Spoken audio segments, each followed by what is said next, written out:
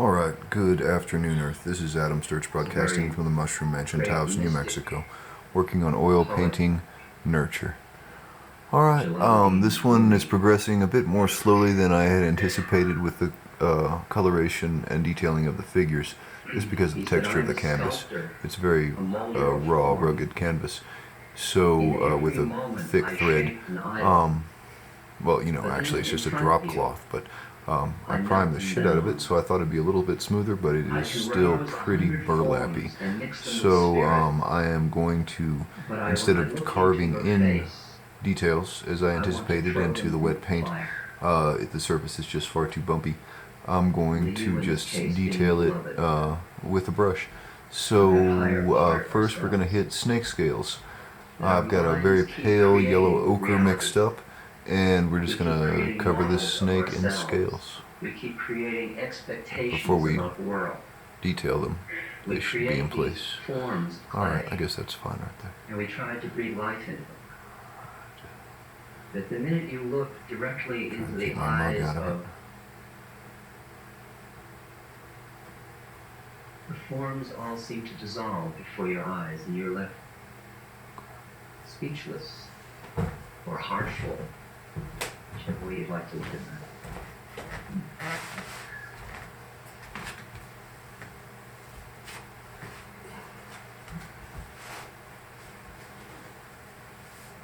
Now, I, like most of you,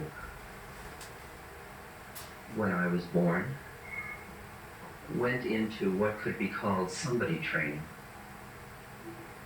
That is, my parents were somebody, and they set out to make me somebody as well.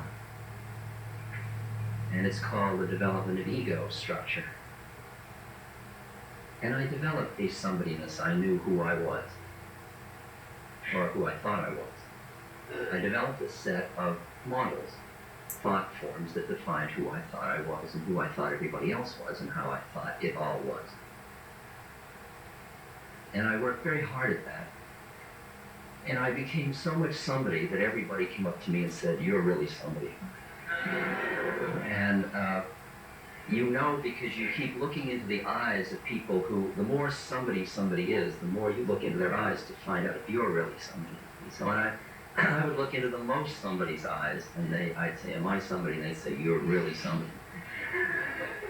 Now, the predicament with somebodyness was that it had been developed from outside in. I was trained to think of myself a certain way through my parents, my education, my culture, and to get reassurance from the minds of other human beings that I was doing it right. The problem was that inside, it didn't feel good. It was as if I was wearing a piece of clothing that didn't fit right, and that I was trying to make myself make it fit. So I would scrunch my body so that it would fit perfect, so that I could be the somebody everybody wanted me to be. And I would be in pain, and people would come up and say, "What a lovely suit, what beautiful material." So I decided that if everybody would say, "You're really somebody, you must be very happy." So I decided if they all thought I must be very happy, and I wasn't very happy, that I must therefore be sick. Seems like a reasonable conclusion. So I went to a psychiatrist, and for a small pittance, he offered to teach me how to wear his suit, which was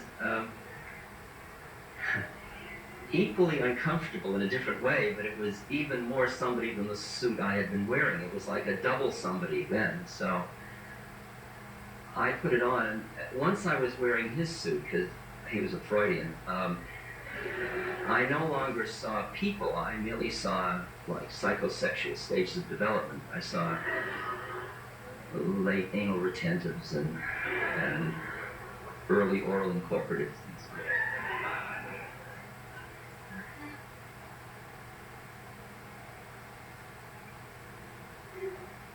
And I think at that point I would have settled for that kind of discomfort, assuming that everybody else was as uncomfortable as I was, or else that I was so pathological, so neurotic, that there wasn't any chance that I was going to be happy, and I might as well just live it out as best I could and reap all the rewards that society showered on me for being somebody. So that when the moment came when I took off the suit, when I, if you will, transcended ego or broke out of myself, which happened in my case chemically, I had a series of awakenings at that moment. One was that all the clues I had had in myself that I was sick, those weren't correct. I hadn't interpreted those correctly. They were merely telling me that I was not being true to my deepest self. And when I broke out, I suddenly felt at home, comfortable. I felt peaceful. I felt compassionate. I felt connected to the world around me. These were feelings that I had never expected that I would feel in this life, because I always felt alienated, self-conscious, and slightly separate, because as long as you're in your thinking mind exclusively, since your mind takes an object, you're always one thought away from where life is. You're always thinking about it. So you're always just one thought away. It's the sense of alienation that comes from thinking about life rather than being life.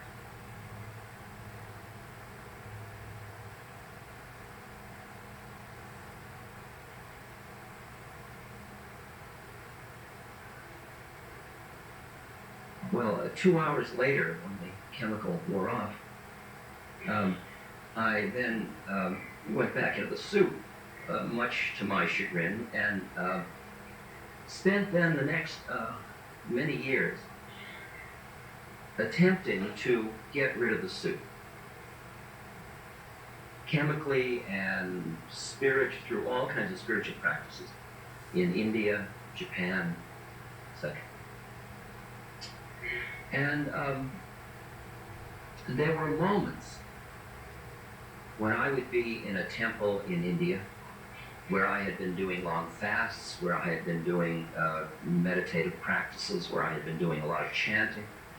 I would find myself in these altered states of consciousness that William James talked about, that are available to everybody, although, as he pointed out, most people never meet them. But then he said, apply the requisite stimulus, and there they are in their completeness. And I found that through these various techniques, I could come into these altered states of consciousness. And I would look out at the world, and I would see we are all sisters and brothers, or even if I went a little further into another altered state, I'd see there's only one of us. There's only one awareness that keeps manifesting in all these different forms. And I would get so clear and so peaceful and so loving and so present. I felt like a combination of the pure mind of the Buddha and the heart of the Christ. I was really out there, and my eyes, light was pouring out of my eyes, and I was full of what's called Shakti, and I was just, and I then come back to the United States, and I would go to visit my family, and my father would say just some simple thing like, do you have a job? And I would come crashing down, and I would say, going home brings me down. And that was the expression that was used in those days, brings me down. And I began to have a whole list of things that brought me down. Cities brought me down, earning a living brought me down, politics brought me down. And I suddenly became aware that I was wearing another kind of a suit. It was, I'm wonderfully high, don't get near me. It was that kind of thing of, I'm very spiritual, just stay away. Because I've got to keep my high, or keep my altered state, or keep that spiritual connection. Something felt wrong about it, but I couldn't quite figure out what that was.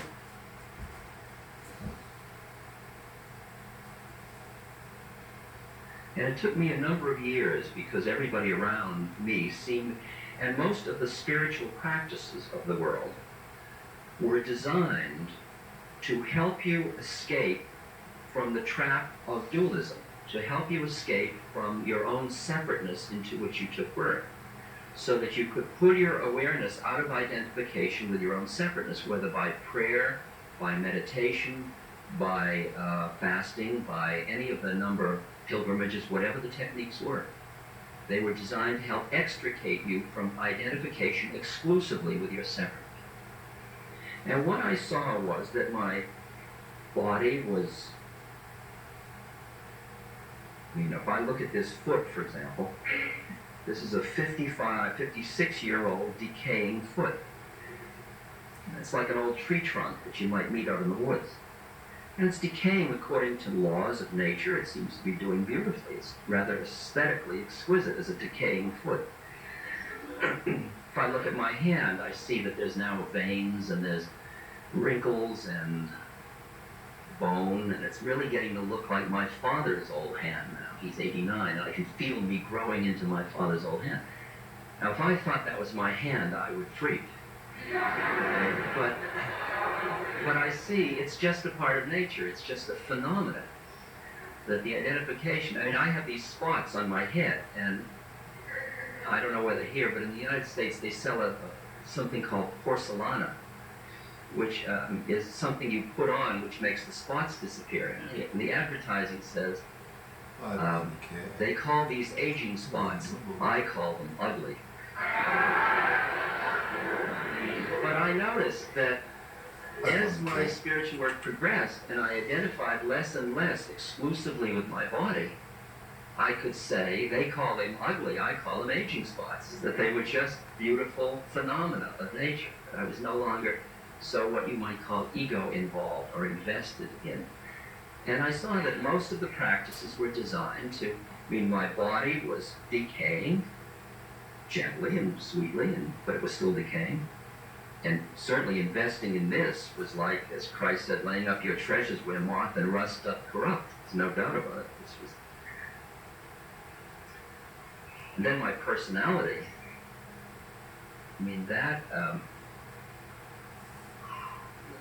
I had basically quite a neurotic personality.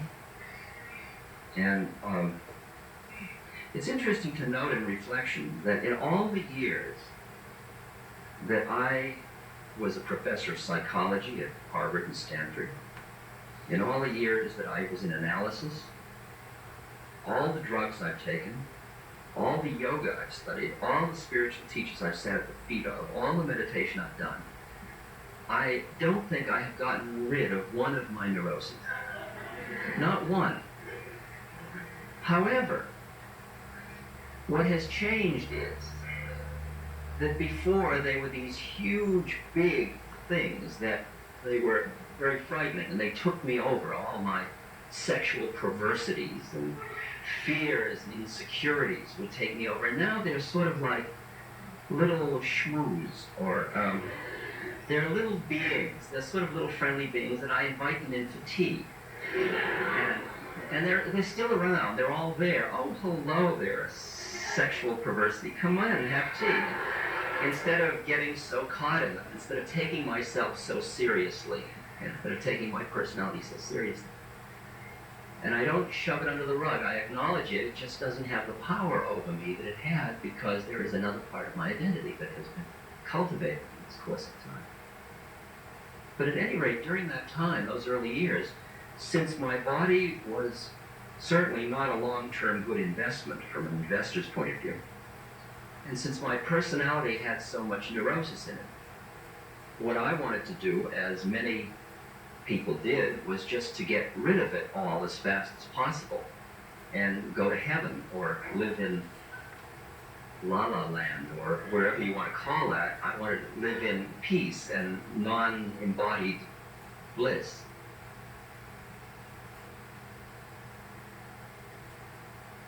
And I wanted to push these away. And so for a long time, I tried the path of renunciation, which is if you sort of deny it all long enough, it'll go away. Now, that is a path for some people, because out of sight, out of mind. For me, it just led me to what is known as the horny celibate syndrome, I think. I was busy. It's like somebody that has given up cigarettes. You know, I haven't smoked in 3 years, 2 months, and 22 minutes. They may die of not smoking, you know, because they're so busy not smoking.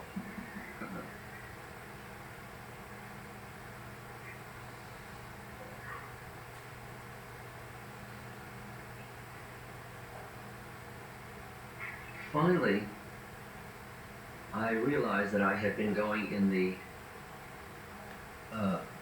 partly the wrong direction. True, our initial job of incarnates is to awaken out of the illusion that we are an identity with the incarnation. It's true. And to, if you will, awaken out of that. But that turns out to be only half the journey. And the other half, I've talked some about this last year when I was here in Bristol. A lot of this is review. I just wanted to bring all of us together, those of you who knew the first time. I was helped a lot by a friend of mine by the name of Emmanuel. Emmanuel is a disembodied being who speaks through a woman named Pat Rodegast. Now, in America, I don't know whether here, but in America, I guess you've had it for many years, but disembodied beings are in vogue in America. They either have descended on America, or America is more hysterically receptive. All right. Sitting like that and doubling over to get those scales is tweaking my back a little bit. So I'm going to take a pause and do a second take. Coming up soon. Here we go. And stand that says, Take two. the object of all of this work of life, of incarnation, isn't to get high, it's to be free. And to be free means you don't stand anywhere. It means you don't stand in heaven and look at earth, and you don't stand at earth and look at heaven. You don't stand anywhere. Or, conversely, you stand everywhere. And your awareness is extricated from any time, space, locus, whether it's on the physical or astral or causal plane or whatever. Once I understood that my journey was not to just push away my body and my personality and even my astral identity, my Aries-ness, or my mythic or archetypal identities. Those are all part of my individual differences. Because all the body, the personality, the astrology, these are all the archetypal things of Yom. These are all matrices of individual differences by which we can differentiate one of us from another. And we get so fascinated with individual differences, we don't focus on the ground because we are so fascinated with the figure. The ground is the way we are not different. The way in which we are all the same. If, for example, if I look at you, this is the last of the review from last year. If I look at you, we look at one level, if you look at me, you see a body. 56-year-old attractive gentleman. If you shift to my personality, you see a pleasant-looking chap with a mild manic depressive. If you look another level, you see an Aries. If you look another level, and we look into one another's eyes, it's very much like those beings, the people who went to the moon, and they wore those space suits, and they have little windows in them. It's like you come up and you look in the window and you say, "Are you in there?" "I'm in here." "How did you get into that one?" See, when you look at another person through their eyes, That's why the eyes are called the windows of the soul. You see through the veil of all the individual differences, and you see another entity in there just like you, just looking back at you. And you see the entity is packaged differently, and because it's packaged differently, it's living in an entirely different universe than you. Or in a relatively different universe. Now, if you go one step further in your altered state of consciousness, you look and there's only one of it looking at itself, There's only one awareness that is playing by being in these many forms, and you're only appearing to be an audience, and I'm only appearing to be a speaker, and we're talking to itself. And to keep the Buddhists happy, if you change once more, it all disappears. Which is the same, only the other side.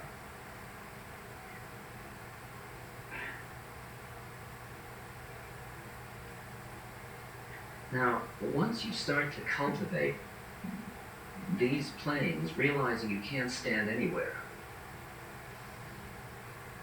once I had found my way out, then I had to find my way back in, and I had to say, how will I live my life in such a way to integrate all these planes of reality?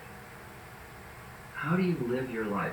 For example, you look out at the world and you say, we're all one at one plane of consciousness. Now, you're not just intellectually saying it. If you've really altered your consciousness, you experience the oneness of all things. But then you come back into your separateness and you say, but it's my television set. Or you say, as Sufi Islam, trust in Allah, but tie your camel. It's the simultaneous planes, it's planes of reality in which it appears to be paradoxical in the way in which you live.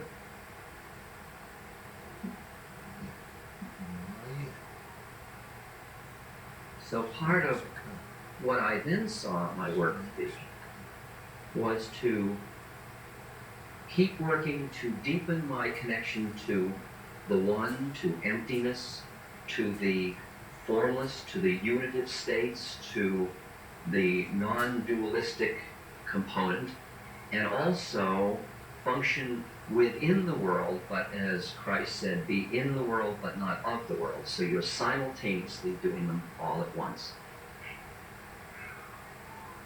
Which is, now as you develop that quietness inside of that, there's nowhere to go, there's nobody to go there, nothing to do, nothing to achieve. Once you see that all of the forms of dualistic experiencing, of collecting experiences, is all just relatively real, it loosens the power of all those things over you. They don't compel you as much. And at first, when that starts to happen, you get a little anxious because it feels like the richness of life is dying for you. And you're beginning to experience the statement, lest ye die, ye cannot be reborn. You begin to feel death around you. You feel the emptiness of things that previously were extremely pleasant to you. And it's a little disconcerting. And some of people that are on this journey would like to say, stop, I think I'd like to go back. I would think I would like to milk it for a little more. I'd like to have just a little more of the pleasure, of the rushes, of the romantic drama. Because as long as you identify with your separateness, you are involved, for example, in romantic love. Do you love me? How much do you love me? Do you love me enough? Will you always love me? I mean, it's infinitely milkable for drama, for emotional Sturm und Drang. I mean, it's just so thick with stuff.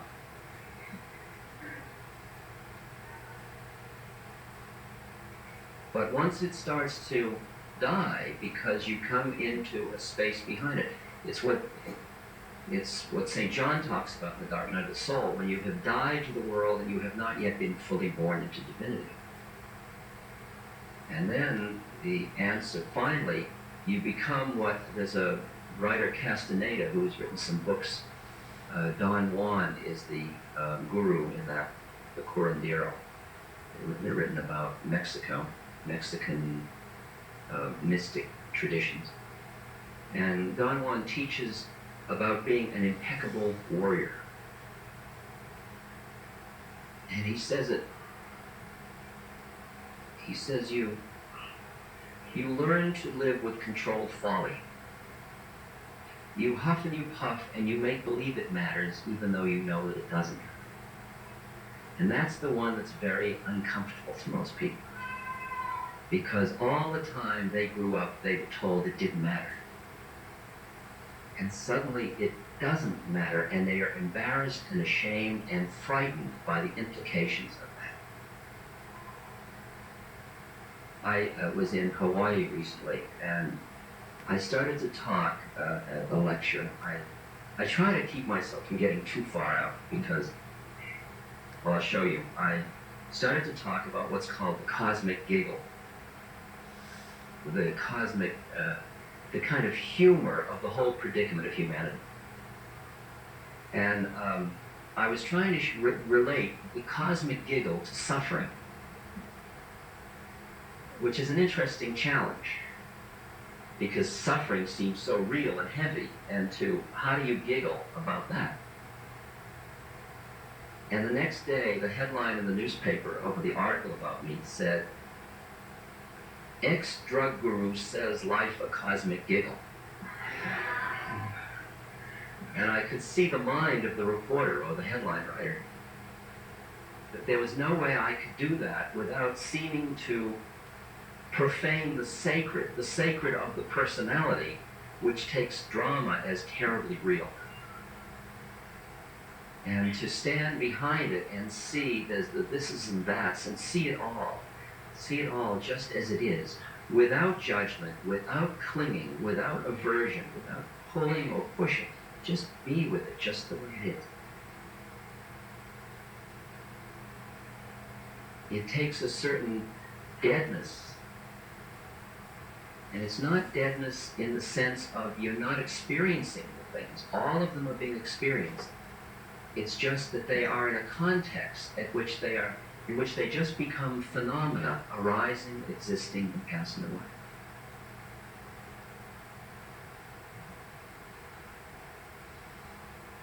And what I saw was my work at that point was to learn how to live my life impeccably, honor my incarnation perfectly, so that I could be free through form, not in spite of form.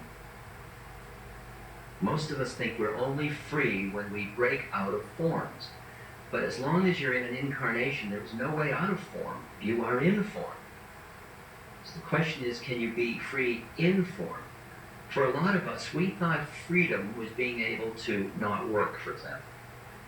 Freedom had to do with external freedom. It had to do with political systems. It had to do with economics. It had to do with how you spent your time. But if you are around affluent people at all, you begin to see that that kind of freedom is not free. That those people are as trapped in their minds as people who have very considerable economic hardships. And that when we're talking about real freedom, we're talking about the freedom of awareness from identification with thought. That's the deepest kind of freedom the Buddha talks about.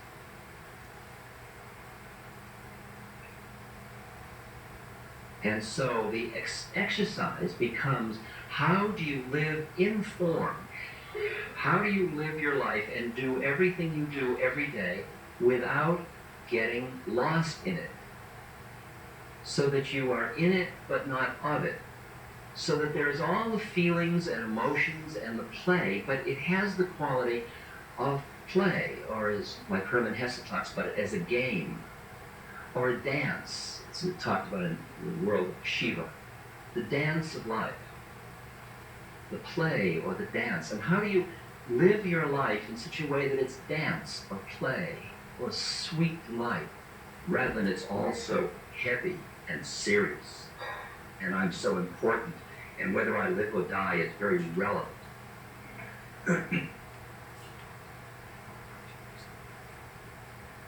So at first, you take on little things that you can sort of keep your consciousness in.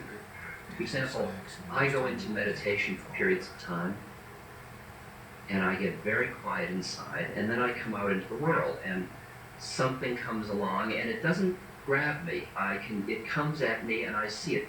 Like people's projections are interesting. When your mind is quiet, you see the way other minds project. Like when I lecture, which I do quite frequently, often I usually stand out front and say hello to people and welcome people. And since I'm like, from my point of view, I'm like a Renta Ramdas. I don't have a great sense of being somebody important. I'm a form. I'm just here. So I can feel people's projections, and I become very almost Shaminian-like, and I become what they project, what they expect, since it doesn't matter to me. So somebody comes up and says, Ramdas, and I say, yes. It's like you can feel, you respond, you just become it, because it doesn't matter, you're sitting behind it, you're right here. And often you look into somebody's eyes, and even as we are going through these little projective dances, we are recognizing one another behind the dance. And it's so sweet when that happens. It is so incredibly sweet to go into the bank teller to cash a check. And who do you see? It's interesting. If you see a bank teller, if you're a check casher, you see a bank teller. If you're resting in your being and you're just a being who happens to be cashing a check, you meet a being who happens to be a bank teller. Now, he or she may not be, they may think they are a bank teller. And your job, you have no moral right or even opportunity to say, come on, you know you're not a bank teller. Because their finger goes for the little button that calls for help. Walk and you say, oh, Divine Mother, so your button. You're about to be erased. Error in the system. I have learned well not to do that. You don't say everything you see. But your mind and your awareness becomes an environment where if somebody else would like to come up for air, there's nothing in you that will keep them stuck. That's the secret of it. Not that you force them to come up, but you create an environment where you're not caught in any plane. You're seeing bank teller, man, woman, helper, server of humanity, fellow soul who took birth and happens to be a bank teller. You see God in drag, God at play. You see it's all empty. It's all true. It's all relatively real. All of it is relatively real. And you're sitting with all of it simultaneously. And you're just cashing the check. And then they are who they need to be. And it's quite extraordinary that as you get less and less caught in your roles that you are fulfilling, many of them every day, you learn how to play them impeccably and yet always remain quiet inside, quite equanimous and quite present and quite clear. And you are amazed at how many people are right there waiting for you to be there for them that way. And how surprising it is what packages they come in. Because often you would expect that in that package you will not find a conscious being.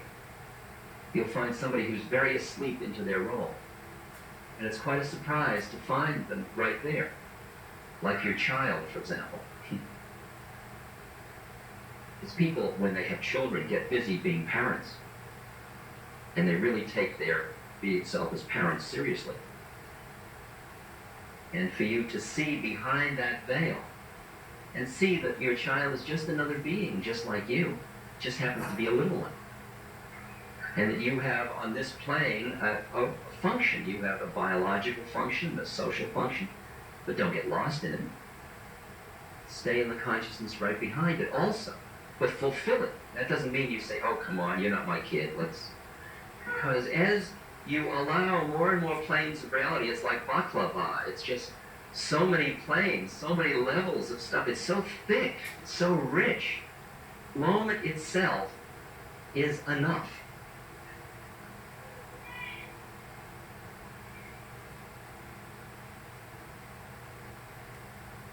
Now, there is another quality.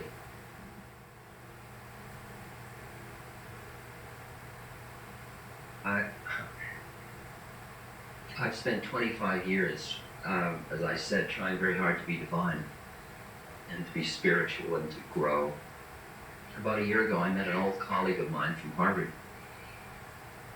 And after about 15 minutes, he said, you know, Dick, you haven't changed a bit.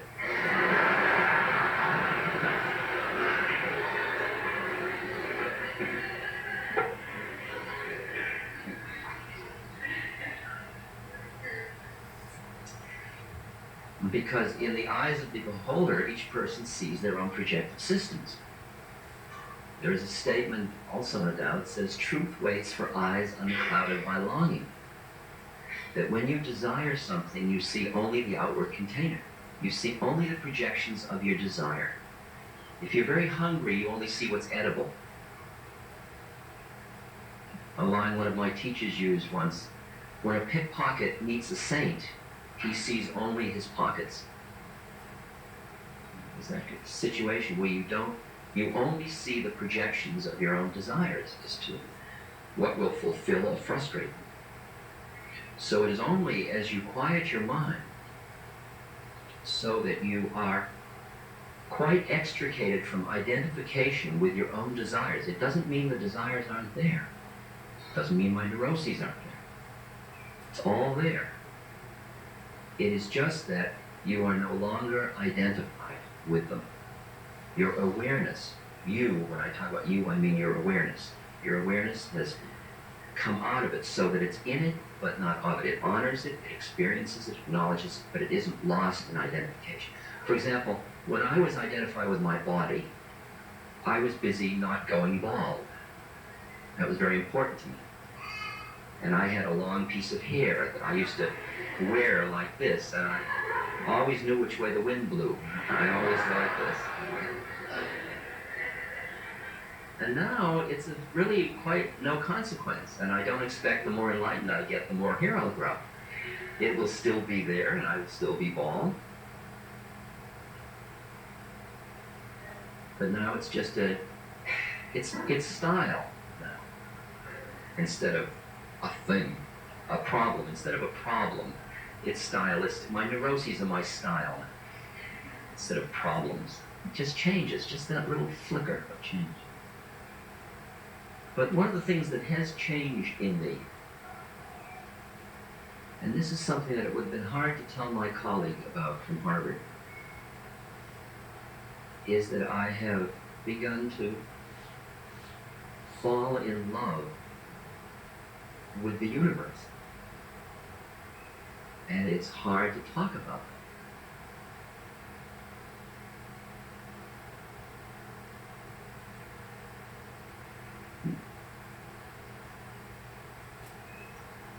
Let me read to you two poems. This first one is by a Buddhist monk named Thich Nhat Hanh. Very beautiful monk. I won't read the whole thing. I am a frog swimming happily in the clear water of a pond.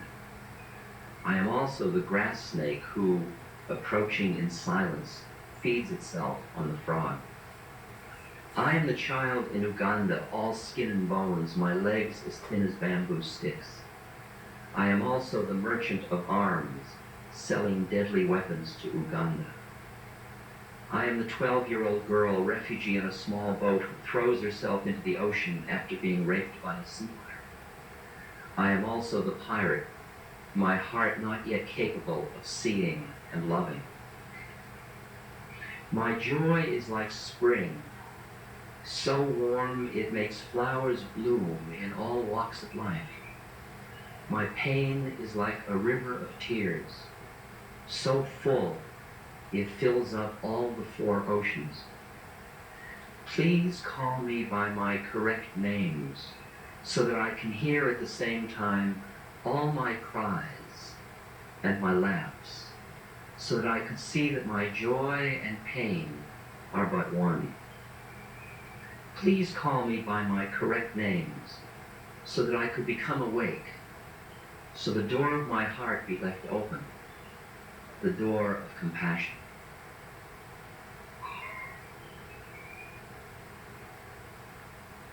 All my names.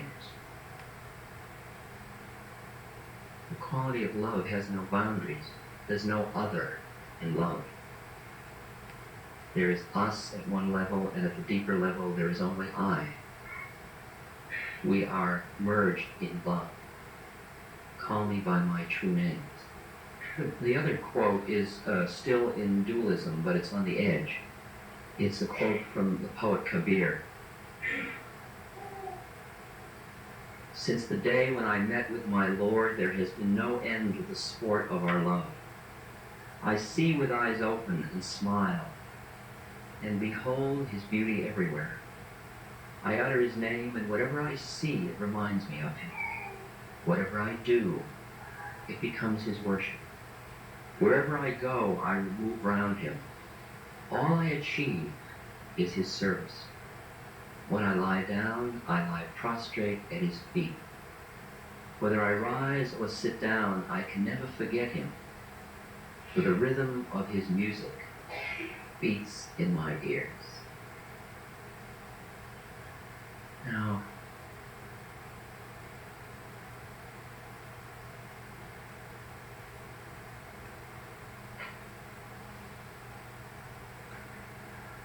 in the states of awareness, where you see there is one, there are no boundaries, there are no separatenesses. And then as that one starts to come into form and separate, you look at the separate forms it has taken with a quality of awe. Alright, and gonna have to cut it here and charge our battery When up. you're looking from the So I'm point taking a short between break. what's called Take 3 form coming up. Through that strict prohibition with the first human DMT Okay, studies, take as he injected 3, nearly I think? 400 doses 4? into Something. roughly I don't know. 5,000 I had to charge the battery volunteers. for a few minutes, and I probably didn't charge it long enough to make this a very long session. So I'm going to try and finish up the snake scales, and then move up to the book. Here, this figure right there, then redo the sun as well right here, and perhaps a little more detailing if battery allows. So let's get down on the snake real quick and finish the tail and the rattle, and then I'll move the camera over. Dr. Strassman published his findings in the book DMT, the Spirit Molecule. This book brought the topic of DMT to a mainstream audience outside of strict scientific circles. Dr. Strassman named DMT the Spirit Molecule based on the consistent reports of realer-than-real spiritual experiences from high-dose administration. I started off seeing shapes, and then there were cats, and then I felt like I fell out of space and ended up at the Last Supper in heaven or something. I don't consider myself spiritual, and I'm going, why would my brain take me there? I was going through some emotional turmoil, and I didn't feel safe or welcome or like I had friends, and it just felt at the end like it was okay and I was loved. A decade later, in 2010, the book became a documentary hosted by comedian and podcaster Joe Rogan, catapulting the discussion of DMT and ayahuasca onto an even bigger global stage, reaching tens of millions of viewers. What is ayahuasca? It's just like it's like a tree root. It's got DMT in it. So for someone like me, the ayahuasca experience is essential. I need to be people occasionally. It's been a really eye-opening experience of ayahuasca. It was really intense. In his book, Dr. Strassman hypothesized that the pineal gland, a gland long associated with mysticism in Eastern traditions, is the source of DMT in the brain. But in 2013, Dr. Jimo Borjigan led a study at the University of Michigan, which finally proved that the pineal gland produces DMT and put all the speculation to rest. This study further increased the interest of DMT in pop culture. You don't even need to seek DMT externally to you. No, your pineal gland produces it.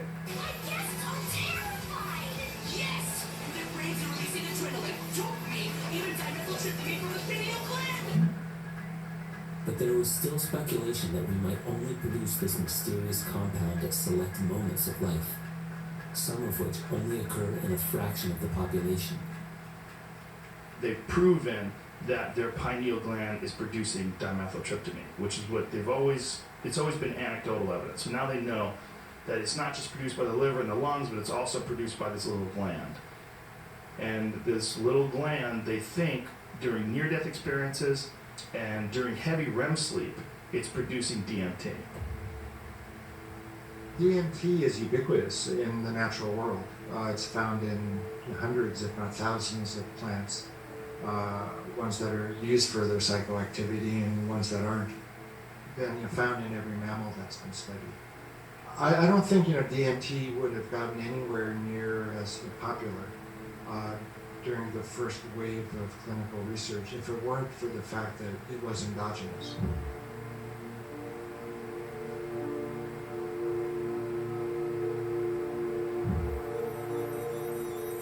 As the public continued to show their interest in DMT with increasing internet searches, DMT began to hit the mainstream music scene.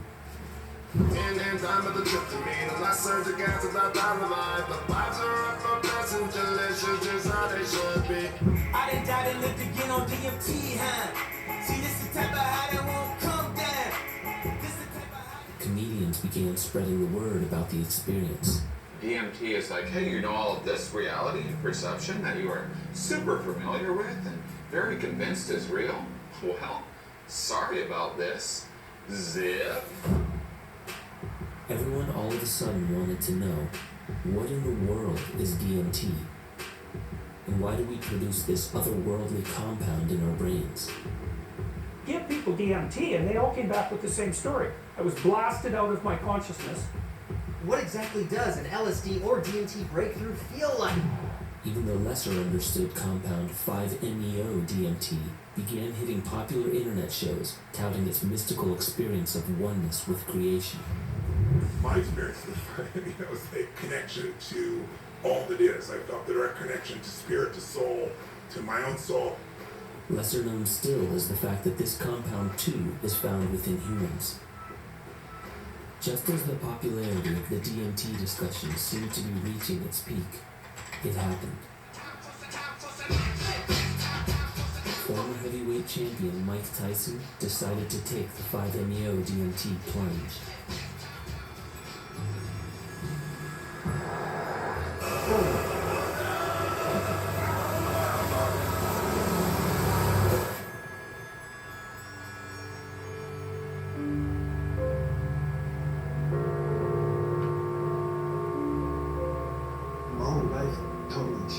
Sounds like a movie strip. It's good, but it's really a real deal.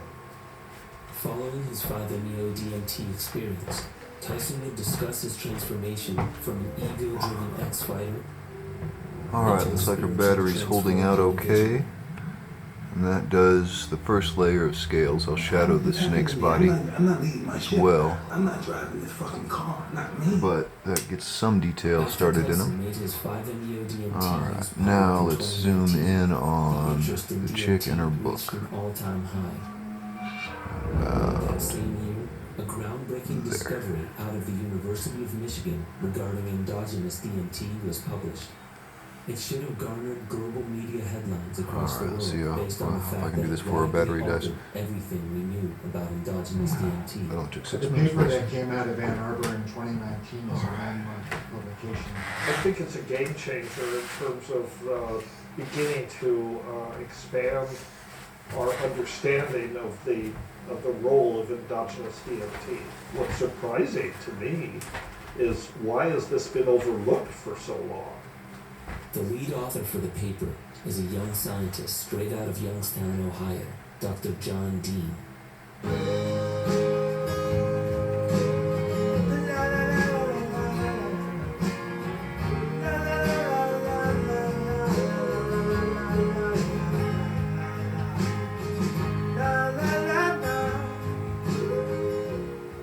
I started my undergrad, I wasn't quite sure what I wanted to get into. I'd always enjoyed science and started to just take the prereq classes that I would need to get a bachelor's degree. Around that time, I had a very good friend of mine die, sort of unexpectedly, and that kind of sent me into a little existential era. I was prescribed just like a anti-anxiety medication. So that really was kind of profound to see the impact that taking this little pill could have on my psychology. John reported that his prescription didn't help him process his emotions, leading to a hiatus from school so he could tour with his indie band, Asleep, who ended up performing on South by Southwest and recording with famed producer Steve Albini. He spent time teaching guitar to autistic children at Youngstown State until he rediscovered his love for science. Then I took a chemistry course and was super into it. And it was around that time when I read Rick Strassman's book, DMT, a Spirit Molecule. That kind of got me interested in the idea of mind over matter, matter over mind, that sort of thing. Coming to realize that there's this compound that's floating around in humans that's relatively understudied, that is one of the most powerful psychedelics there is. The fact that something like that's floating around in our bodies, even if it's doing nothing, very intriguing. What does that mean for reality? What does that mean for how the brain works? We don't know, right? DMT was always believed to be produced in such trace amounts that its presence was inconsequential to human consciousness. However, the 2019 publication spearheaded by John Dean and Gino Borjigin turned this whole scientific belief on its head. There are 3 groundbreaking discoveries to this 2019 paper that John published. The first was in regards to just how much DMT is actually produced in the mammalian brain. We actually put a probe directly into the brain of a living rat. We would directly sample the brain fluid, the dialysate, if you will, from these animals. And then we would run these on an analytical chemistry technique called high-performance liquid chromatography. And then we compared DMT and serotonin. And in that regard, what we found was, in my opinion, the heart of the study, that DMT was actually in nanomolar concentrations in the range of serotonin. The significance of DMT being found at levels comparable to serotonin is found in just how vital serotonin is for everyday life. From sleeping, eating, and digestion to bone health and wound health, it's a natural mood stabilizer. Low levels of serotonin are associated with depression, anxiety, and insomnia, while people with normal levels report feeling happier, calmer, and more focused. DMT is also found in comparable levels to dopamine, which is released when the brain expects a reward, and in normal amounts helps with alertness, motivation, focus, happiness, and feelings of euphoria. So why is DMT swimming around in mammalian brains at levels comparable to serotonin and dopamine? I'm really more concerned with what is DMT doing in the normal waking brain. Is it responsible for visual perception? We know that it has antidepressant properties. This has been shown in microdosing too.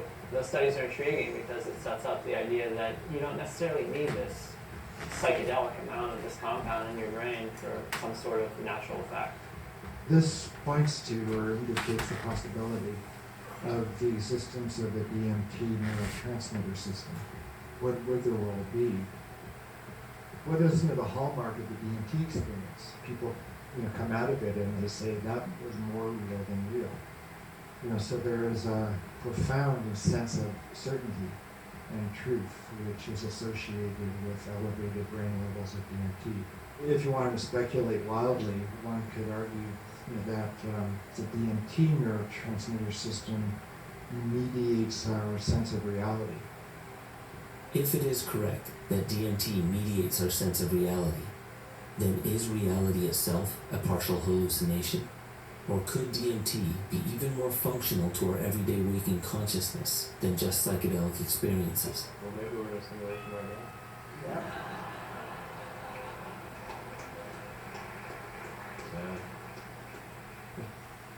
Yeah, seriously.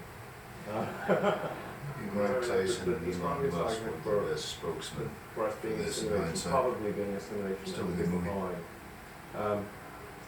That 40 years ago, we had Pong, like two rectangles and a dot. That was what games were. Now, 40 years later, we have photorealistic 3D simulations with millions of people playing simultaneously, and it's getting better every year. And soon we'll have both, virtual reality or augmented reality. If you assume any rate of improvement at all, then the games will become indistinguishable from reality. We should hope that that's true, because otherwise, if civilization stops advancing, then that may be due to some calamitous event that erases civilization. Simulation theory is nothing new. As it is presently more of a hypothesis, some scientists have linked their understanding of it directly with DMT as being the key to unlock the matrix. Measuring DMT or even serotonin and dopamine directly is difficult. Therefore, basic neurochemistry relies heavily on measuring the capacity for biosynthesis of these chemicals via the enzymes that produce them. Enzymes are built from folded proteins that allow the body to convert raw materials from the environment into chemicals that the body uses to function. In order for the team at the University of Michigan to understand DMT synthesis, they first began looking at the enzymes IMMT and AADC that bring the amino acid tryptophan all the way to DMT. And this is what sparked the second groundbreaking discovery in the 2019 paper. Just where inside the brain are the DMT enzymes found?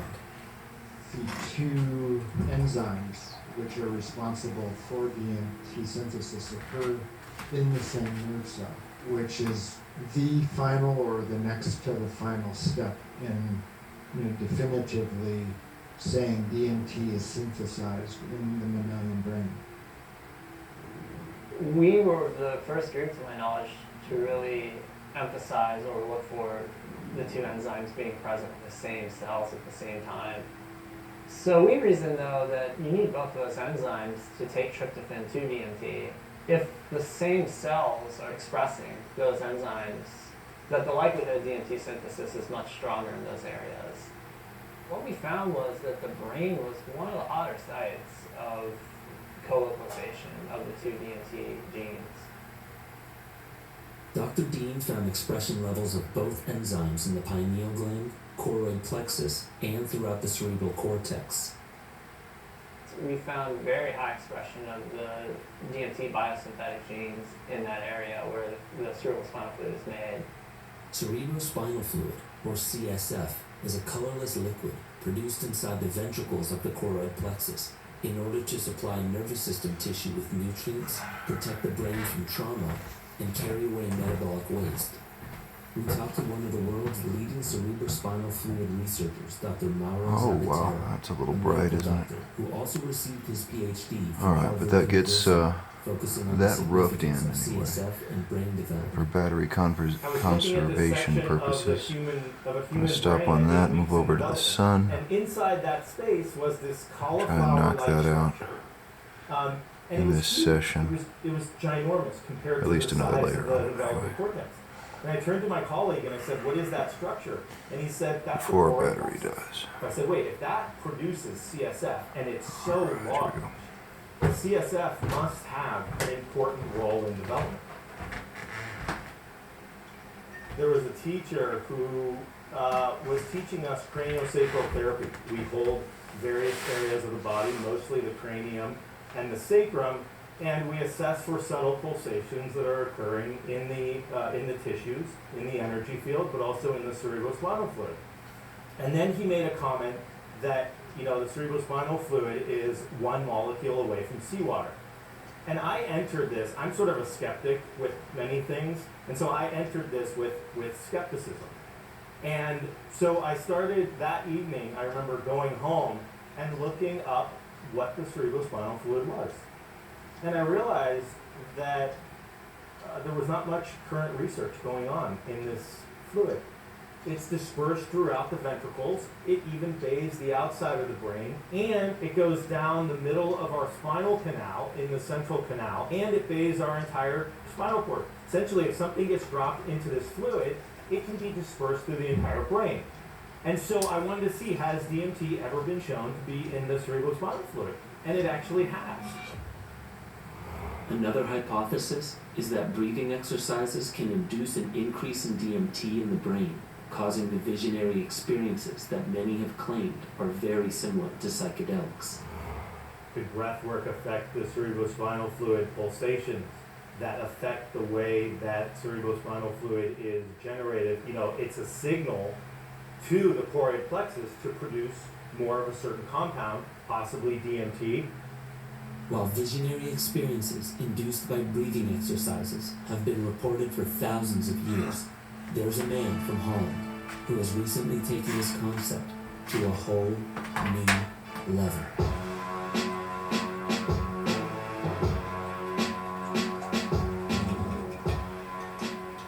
Wim Hof is a Dutchman who holds 26 Guinness World Records for superhuman feats that defied the science of its day. And his breath practice has transformed millions of lives across the world. We now know through research that respirations are actually being shown to affect cerebrospinal fluid movement. Letting go of the mind. Follow the flow. Pull the air. Letting go. Pull the air. Letting go. Pull the air. After about 100 or 200 Alright, damn. That's gonna kill our battery before I can do a transfer. But that's the end of that for the moment. Thanks for watching. That's Adam Sturch broadcasting for the Mushroom Mansion, Taos, New Mexico, working on oil painting nurture. Fluid to the head, and then Have a good night, Earth. the